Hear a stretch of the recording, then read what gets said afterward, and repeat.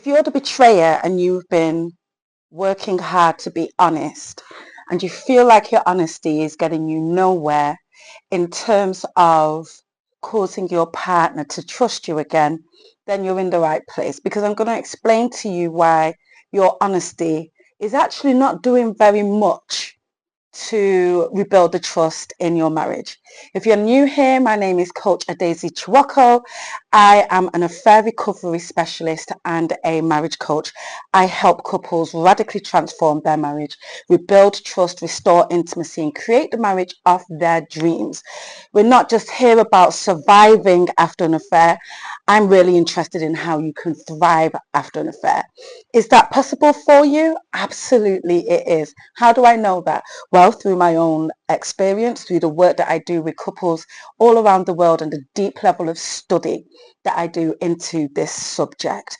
And it's a subject that not many people want to go into, but because I fully believe that a couple can go through something as devastating as infidelity, and if they choose to, can not only decide to stay and heal, but then go ahead and create something absolutely amazing on the back of it. Right. Now, we all know that the core thing that goes on the back of infidelity is trust. That's because infidelity is a betrayal. It's a betrayal of the exclusive agreement that a couple goes into when they get into a serious relationship or when they get married. That exclusive agreement is that my physicality, this physical intimacy, emotional intimacy that we have is exclusive between me and you. And anybody else that's brought into that is a violation of that agreement, that sacred agreement. Right? And it's the giving. When two people come together that way, it's a level of vulnerability and surrender that is deeper than any other relationship. It's two people from different walks of life saying, let's come together as one. And the trust and the vulnerability and the surrender that's required in order to become one is extremely deep. And so when somebody steps out and violates that exclusivity agreement, that hits the mind, the psychology, the body, the spirit, the mental capacity of the other person in a devastating way.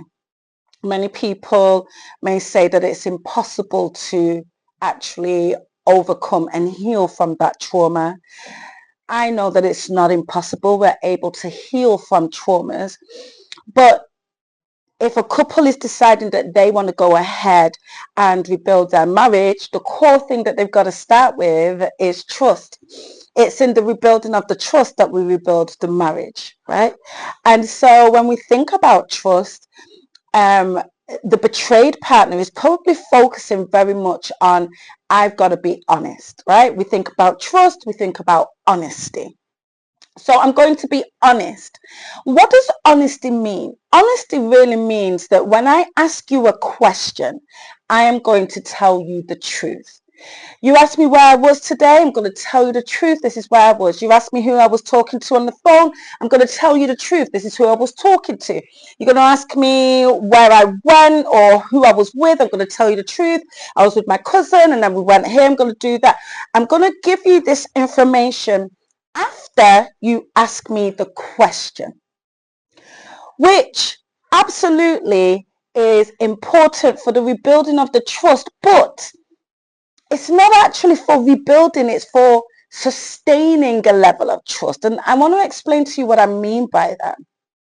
Consider this. The fact that I'm asking you this question, maybe, where were you? It means that this question came up within me and I've had some space for a seed of suspicion, questioning, wondering, where were they? Were they with that other person? Were they doing something that they shouldn't do? Were they out breaking my heart again?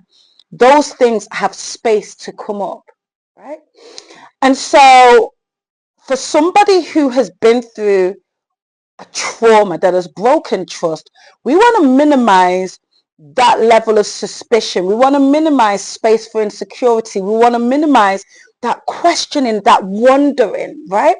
Because in this season, that wondering is going to bring up a lot of things that have happened, but also some new stories. So what happens when we have a question and it's not answered? Instantly, the brain seeks to answer it in itself. Well, I bet they're with this person, or I bet they're doing this, or I bet they're lying to me about that. It's going to start making up its own stories, right? Further solidifying why I don't trust you. Okay. These stories may not be happening at all, but the brain will come up with it. We're likely to believe it because we've got confirmation that you've lied to us. And now, instead of moving forward, instead of building on trust, I've got all these new seeds, these new thoughts, these new ideas, these new stories that I'm battling with. Okay, I ask you the question. Now you tell me the truth. That's really good, but I've already had this. It could have even been a split second of lots of things going on in my head, right? That has sent me back a couple of steps. And this is why when people really focus on be honest, I'm being honest with you. You ask me the question, I tell you the truth. They feel like the trust is never ever growing, and actually they just stay stuck in this cycle, and they're usually very perplexed because what else do you want me to do? If whenever you ask me anything, I'm going to tell you the truth, and it feels so right. It feels very noble. It feels like it's the right thing to do. What I'm telling you is that does not build trust. It doesn't. It sustains it. It fills the gap. It helps it along, but it doesn't build it. So you're probably asking me, well, Coach Adaeze, then what does build trust? Well, I'm going to tell you what builds trust. What builds trust is transparency, stroke openness. They mean the same thing. But let's use the word transparency. What is transparency? Well, if we consider that honesty comes after the question, I ask you a question and I respond with the truth. Transparency says, I'm not going to give you the space to even have to ask the question because I'm going to volunteer. I'm going to evidence. I'm going to share. I'm going to be open beforehand. I'm going to answer those questions before the questions come up. There it is. It's all laid out on the table. You can already see it. Okay? Think about it like this. We could have built a house, right? Honesty is you knock on the door and I'll open it and I'll let you in, and then you can see what's in my front room, right? But you're only going to see what's in my front room if you knock on the door and you request to come in. Transparency says the door's open, the curtains are wide open, you can see everything already. So you don't need to ask me, you don't need to knock on, you can see it. It's there. And what does that do? It limits the need of those stories to come up, or the space for those stories to come up. It limits those questionings, the wonderings, right? The lies that my mind will start to tell me, it will start to fill in the gaps. Okay?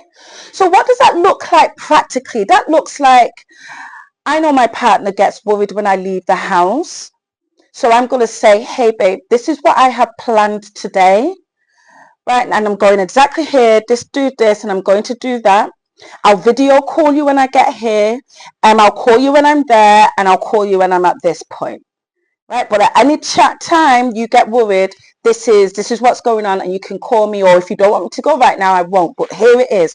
It looks like, here's my password, login details, social media, everything. It's all there before you. It looks like you have access. It is open. Yeah. And there's so many different ways. It depends on what's going on in your life, how your life is set up, how your marriage is set up. But there's so many nuanced ways that you can be transparent. Now, this sounds like I'm giving you an impossible task, because it's almost like I'm saying that you must develop the ability to read the mind of your partner in order to know at any given moment what's likely to cause them a sense of insecurity, right? Or fear, or make them question. And that's not what I'm asking you to do. What I am asking you to do is be empathetic. Empathy means that you are able to literally put yourself in the shoes of somebody else, and that gives you insight in what it must be like to think like them, to be like them, to feel like them. If you're able to be empathetic at that level, you're going to be able to preempt where the fears are. Right? Is it when you're at a particular place? Is it when you go into the toilet with your phone?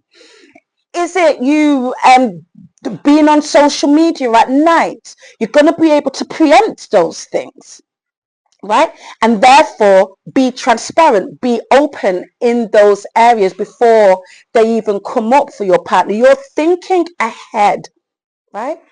And then what honesty does is it fills the gap for the areas that you don't know. But the important thing is that you're at least trying to preempt where the insecurities and the fears and the questions may be.